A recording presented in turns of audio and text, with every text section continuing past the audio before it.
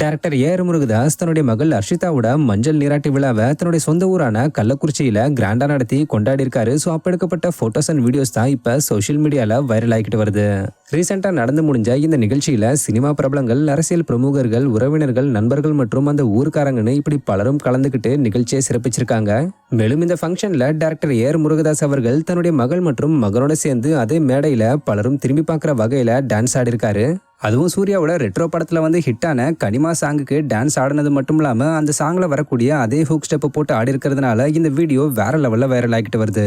ஆக்சுவலா பொது நிகழ்ச்சிகள்ல எப்பவுமே அமைதியாகவும் சாதாரணமாகவும் இருக்கக்கூடிய டைரக்டர் ஏஆர் முருகதாஸ் அவர்கள் இந்த ஃபங்க்ஷன்ல தன்னுடைய மகளுக்காக இறங்கி செம எனர்ஜெட்டிக்கா டான்ஸ் ஆடி இருக்கிறது எல்லாரையும் கவர்ந்திருக்கு. மேலும் இவங்க டான்ஸ் ஆடி முடிச்சதும் அங்கிருந்த எல்லாருமே இவங்களை பாராட்டி கைத்தட்டியிருக்காங்க.